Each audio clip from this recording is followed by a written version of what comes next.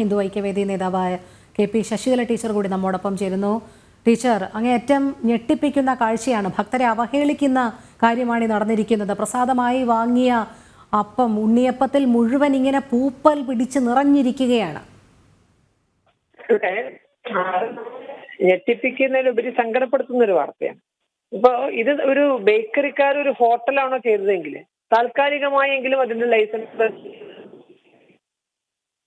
ഒരു തുറപ്പിക്കുമായിരിക്കും. പക്ഷെ താൽക്കാലികമായെങ്കിലും അടപ്പിക്കും. ശബരിമലയിൽ എന്താണ് നടക്കുക? ആയിരക്കണക്കിന് ഭക്തർ അയ്യപ്പന്റെ പ്രസാദം എന്ന നിലയിൽ വളരെ ആദരവോടെ, അതിലുപരി അത് കിട്ടുമ്പോൾ അവർക്ക് ജീവിതത്തിൽ എന്തൊക്കെയോ നേടിയൊരു ഭാവത്തോടെയാണ് അവർ വാങ്ങിച്ചുകൊണ്ട് പോകുന്നത്. അത് ഇത്തരത്തിലുള്ള വസ്തുക്കളാണ് കൊടുക്കുന്നതെങ്കിൽ നമുക്ക് അതിന്റെ ആ ചിത്രം കണ്ടാൽ സഹിക്കില്ല. അത്രമാത്രം പൂപ്പല് കയറിയിട്ട്. കാരണം നട ഇപ്പൊ തുറന്നിട്ടേ ഉള്ളൂ. അവര് ഒന്നുകിൽ കഴിഞ്ഞ വർഷത്തെ ബാക്കിയാണത്. കഴിഞ്ഞ വർഷം ചെലവാവാതെ പോയ സാധനം ഈ വർഷം അയ്യപ്പ ഭക്തരിൽ അടിച്ചേൽപ്പിച്ചതാണ്. അപ്പൊ എത്രമാത്രം ക്രൂരതയാണ് അവർ അയ്യപ്പ ഭക്തന്മാരോട് കാണിക്കുന്നത്, ലാഭം മാത്രം ലക്ഷ്യമാക്കിക്കൊണ്ട്. ശരിക്കും പറഞ്ഞാൽ ഇത് സാധാരണ മറ്റുള്ളവരൊക്കെ ലൈസൻസ് റദ്ദ് ചെയ്യുന്ന പോലെ തന്നെ ഇത് റദ്ദ് ചെയ്യേണ്ട ഒരു സംഗതിയാണ്. കാരണം അയ്യപ്പൻ പ്രസാദവുമായി പോരട്ടെ. ഇത് ഇനി അത്തരത്തിൽ അവർക്കിത് കൊടുക്കാൻ അധികാരമില്ല എന്ന് കോടതി വിധിക്കുകയോ അല്ലെങ്കിൽ ബന്ധപ്പെട്ടവർ വിധിക്കുകയോ ചെയ്താൽ അതുകൊണ്ടുണ്ടാകുന്ന ബുദ്ധിമുട്ട് അയ്യപ്പ ഭക്തന്മാർ സഹിക്കുന്നുണ്ട്. ഇതുപോലുള്ള തെമ്മാടിത്തരം ഇനി മുന്നോട്ട് കൊണ്ടുപോകാൻ അനുവദിക്കരുത്.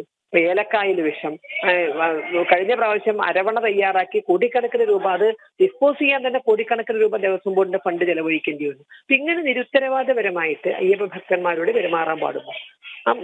സാധാരണ നാട്ടിൻ പുറത്തെ കമ്മിറ്റിക്കാർ ഭരിക്കുന്ന ക്ഷേത്രങ്ങൾ എന്തെങ്കിലും ഒരു ആരെങ്കിലും അവിടെ എന്തെങ്കിലും നടന്നു, മിസ്മാനേജ്മെന്റ് നടന്നു എന്ന് പറഞ്ഞാൽ അതിന്റെ പേരിൽ വടിയും കയറും എടുത്ത് ദേവസ്വം ബോർഡ് കടന്നു വരികയും ആ കമ്മിറ്റിക്കാരെ പുറത്താക്കി അവർക്ക് പിന്നീട് ഒരിക്കലും നാട്ടുകാർക്ക് ആ ക്ഷേത്രം കിട്ടാത്ത വിധത്തിൽ ദേവസ്വം ബോർഡിൽ വിലയം പ്രാപിക്കുകയാണ് ചെയ്യുന്നത്. അപ്പൊ അതിനുള്ള അധികാരം ഉണ്ടെങ്കിൽ ഇവിടെ ഇത്രയും തെമ്മാടിത്തം ചെയ്തവർക്ക് ഇനി ശബരിമല അടങ്ങുന്ന തിരുവിതാംകൂർ ക്ഷേത്രങ്ങൾ ഭരിക്കാൻ എന്ത് അവകാശമുള്ളത്? ഈ നാട്ടുപുറത്തെ ക്ഷേത്രങ്ങൾ പിടിച്ചെടുക്കുന്നത് പോലെ, നാട്ടുകാരുടെ ക്ഷേത്രങ്ങൾ ദേവസ്വം ബോർഡ് പിടിച്ചെടുക്കുന്നത് പോലെ നാട്ടുകാർ ദേവസ്വം ബോർഡിൽ നിന്ന് പിടിച്ചെടുക്കേണ്ടുന്ന ഒരു ദുര്യോഗം, ഒരു ദുർഗതി വരുത്തരുത് എന്ന് മാത്രമാണ് പറയാനുള്ളത്. അത് തീർച്ചയായും സാധിക്കും. കാരണം ജനങ്ങളാണ് ജനാധിപത്യത്തിൽ അധികാരികൾ.